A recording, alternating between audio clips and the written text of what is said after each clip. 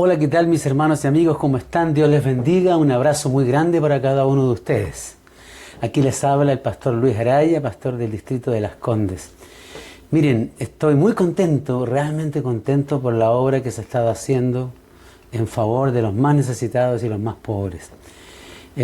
Porque esta semana pudimos ir con un camión para Hijuelas llevando cajas de alimentos, llevando ropa que ustedes mismos regalaron. Me dijeron que la ropa estaba en muy buenas condiciones. Los felicito por eso, porque así tienen que ser los regalos que nosotros entregamos. Así que muchas gracias por lo que están haciendo.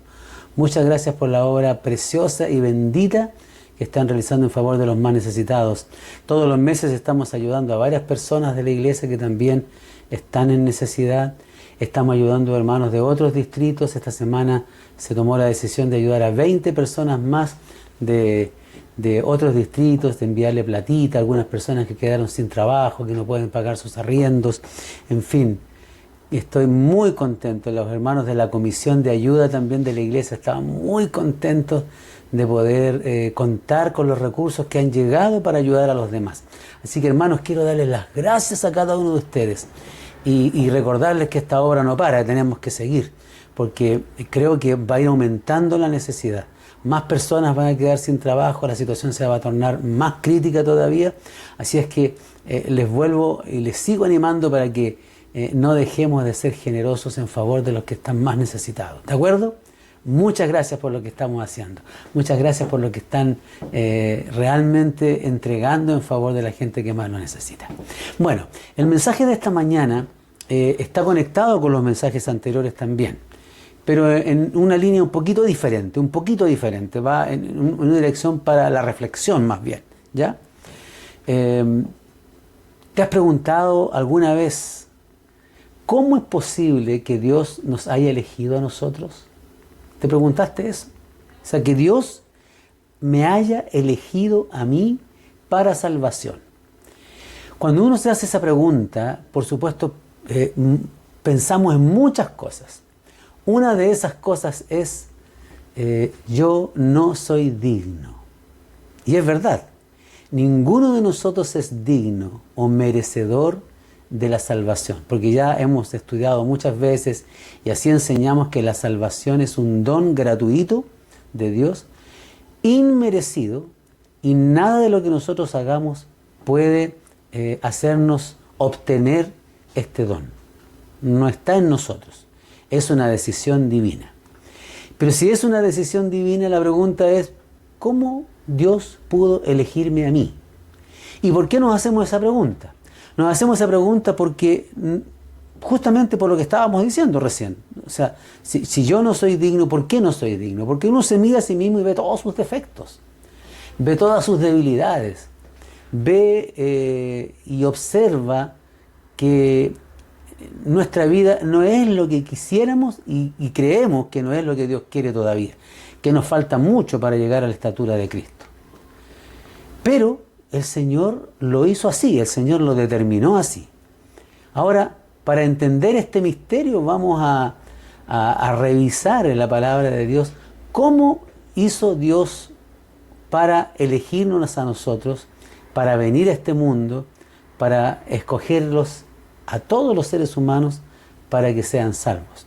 Aunque no todos van a ser salvos, pero la razón no es porque Dios no quiera, sino porque finalmente muchas personas van a rechazar este regalo. Qué increíble, rechazar un regalo. Bueno, hay muchas razones para eso y algunas de esas cosas pueden ser que queden en evidencia en esta hora. Comencemos con la elección de los primeros 12 hombres que formaron parte de la iglesia cristiana, que ya conocemos bien que son los discípulos, ¿cierto? Y vamos a buscar en el libro de Marcos, el capítulo 3, y los versículos 13 al 19, esta elección. Marcos capítulo 3, versículos 13 al 19. Dice así la palabra de Dios. Y cuando subió al monte, llamó así a los que él quiso, y vinieron a él, y ordenó a 12 para que estuviesen con él y para enviarlos a predicar, y que estuviesen y que tuviesen, perdón, poder para sanar enfermedades y para echar fuera demonios.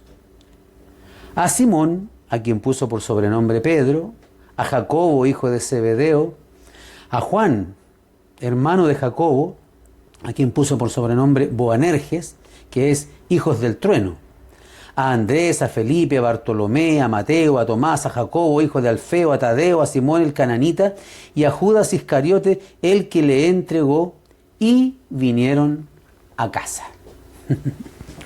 Bueno, en primer lugar, ¿cuál fue el objetivo, el propósito que tuvo Dios para elegir a estos 12 hombres? ¿Por qué lo hizo? La misma Biblia nos dice en este pasaje que leímos que la razón que Él tuvo para este llamado fueron dos. Primero, para que estuviesen con Él, y en segundo lugar, para enviarlos a predicar.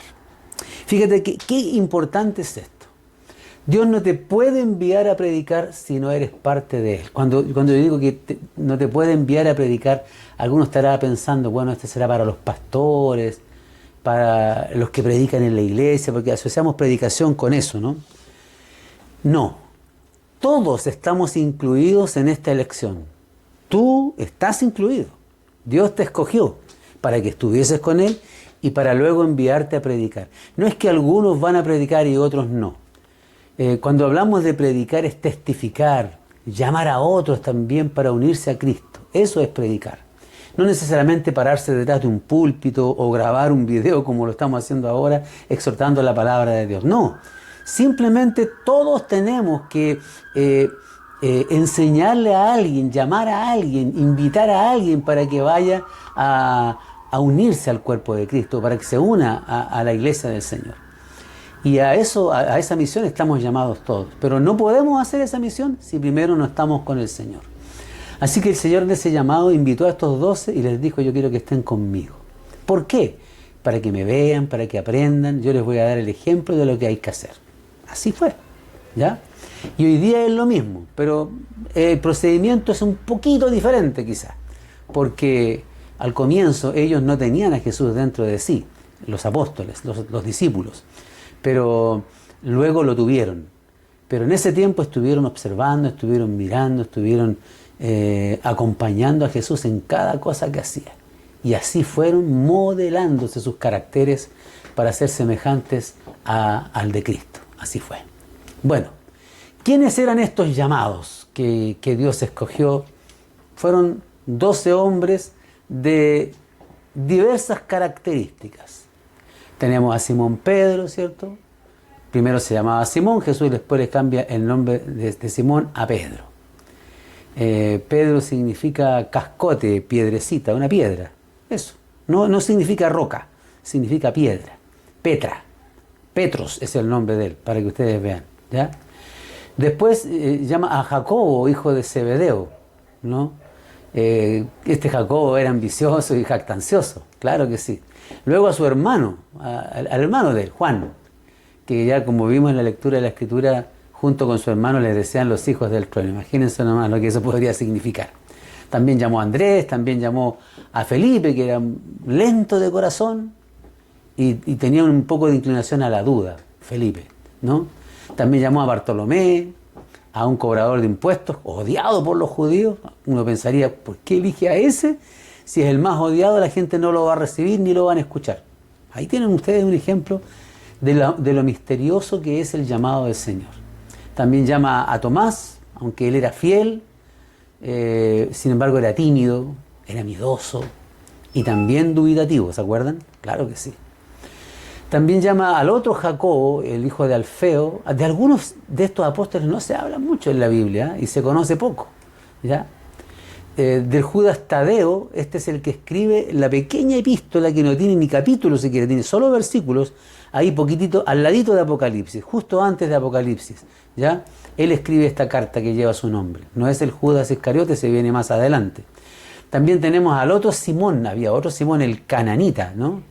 O el celote, como lo decían, que dicen que esa expresión viene de que era celoso, intransigente enemigo de la autoridad romana, este Simón. ¿Ya? O sea, la gama de hombres que Dios escogió era muy variada. Y por último tenemos al que lo traicionó, a Judas Iscariote.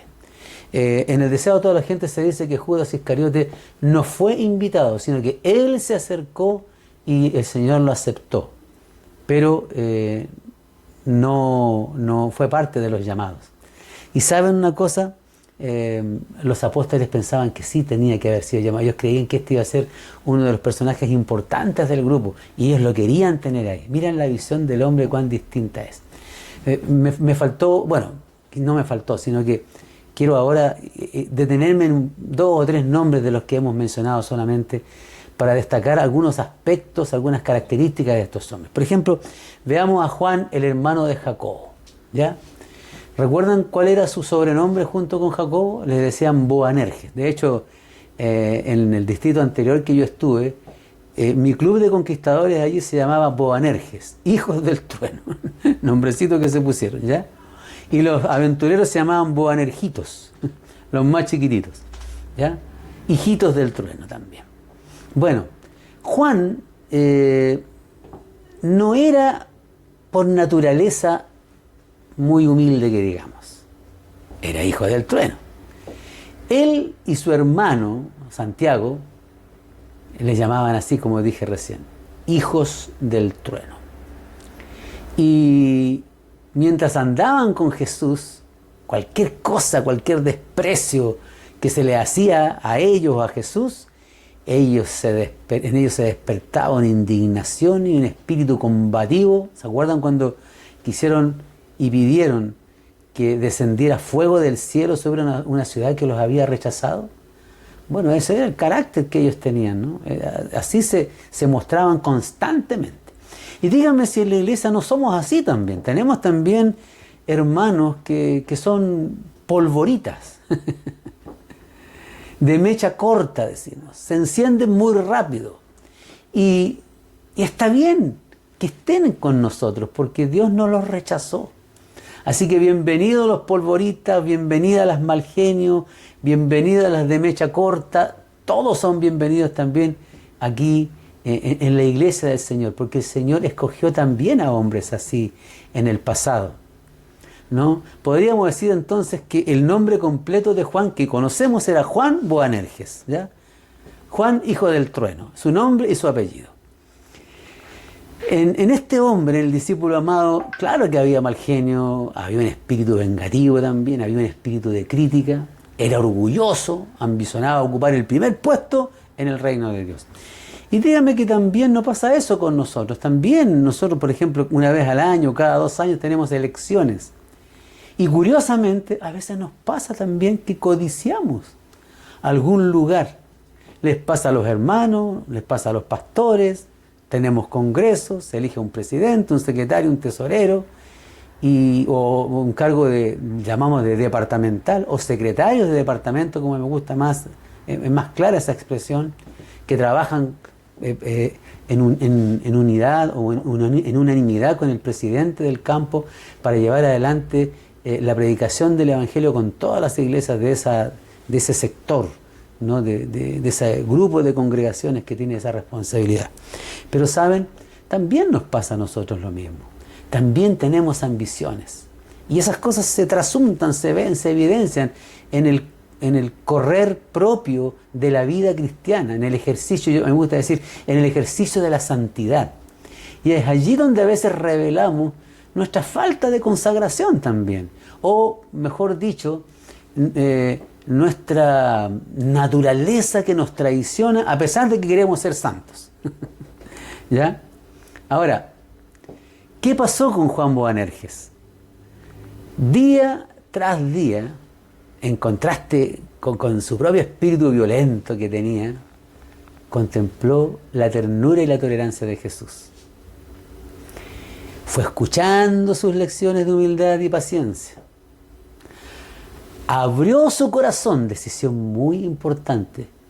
Tú puedes tener el carácter que sea, pero cuando empiezas a leer las Escrituras y te empiezas a empapar del carácter de Cristo, tienes que abrir tu corazón para que el Señor finalmente haga su obra en ti. Él trae el martillo, Él trae el cincel para modelarte, para trabajar, para sacar esa dureza de tu corazón, esa costra que traes pegada allí. Juan abrió su corazón a la influencia divina. Y llegó a ser no solamente oidor, sino hacedor de las obras del Salvador. Ocultó, se escondió en la personalidad de Jesús. Aprendió a llevar el yugo y la carga de Cristo, como lo dijo también Jesús en Mateo 11, 28 y 29. Aprended de mí que soy manso y humilde de corazón y hallaréis descanso para vuestras almas. ¿Habrían llamado ustedes a Pedro al servicio de Dios? Capaz que no. Si nosotros hubiese dependido de la elección de los apóstoles, a lo mejor a Juan con ese carácter, a Santiago con ese carácter, a Pedro con esa impulsividad que tenía, no lo habríamos llamado. Acomodaticio, a algunos no les gusta esa gente que se acomoda a todo, ¿cierto? Que son como el camaleón. Pedro era un poco así también. ¿Se acuerdan que incluso después del Pentecostés el apóstol Pablo le llama la atención duramente? Y eso está en una de las epístolas allí de Pablo, donde le dice que su actitud era de condenar, porque él se judaizaba, o sea, había avanzado la iglesia en dejar atrás ciertos comportamientos de la iglesia judía, ciertas costumbres que ya no debían ser parte del cristianismo, como por ejemplo circuncidarse. Y Pedro, en un momento que estaba con los judíos que se habían convertido al cristianismo, pero que todavía tenían muchas de esas cosas, él siguió practicando, siguió consintiendo en eso. Y cuando Pablo se entera, le llama la atención duramente. Con esto quiero decir también que la obra de santidad, de hacerse más santo, es una obra de toda la vida. Es una obra paciente. Yo estoy seguro que los hermanos mayores que me están escuchando aquí deben asentir su cabeza y decir, efectivamente es así. ¿Pueden decirme que todavía están luchando? Claro que sí que están luchando. A veces me encuentro con un amigo que no he visto tanto tiempo y cuando nos vemos decimos, oye, que es lenta la santificación. Con eso estamos reparando en que efectivamente es un proceso largo, donde cuesta sacar esas asperezas de nuestra vida. En el caso de Judas, por ejemplo, otro de los apóstoles también que llegó prácticamente solo para querer unirse al grupo, Judas tenía algunos rasgos de su carácter que eran pero muy valiosos. Y si él hubiese cultivado esos rasgos de carácter, podría haberse hecho en él una bendición, o de él una bendición para la iglesia, para la causa del Señor. En el deseado de todas las gentes hay una declaración acerca de Judas que me impactó y la quise traer acá para compartirla con ustedes. Dice, si hubiese estado dispuesto a llevar el yugo de Cristo, hablando de Judas, podría haberse contado entre los principales apóstoles. Pero, y esto en mi tema lo subrayé, endureció su corazón cuando le señalaron sus defectos. Miren qué torpeza, qué estupidez la de Judas. Endurecer el corazón cuando le señalan los defectos. ¿Te gusta que te digan las cosas que no están bien? A mucha gente no le gusta. Yo creo que a nadie le gusta. Generalmente cuando hablan a espaldas de nosotros o se toma una decisión con respecto a nosotros y nosotros no supimos, siempre decimos, ¿por qué no hablaron conmigo? ¿Cierto? Y pasa que cuando hablan con uno igual se molesta, porque a nadie le gusta que le llamen la atención, a nadie le gusta que le digan sus defectos, a nadie le gusta que alguien le enrostre lo que uno no está haciendo bien. Miren cómo somos los seres humanos.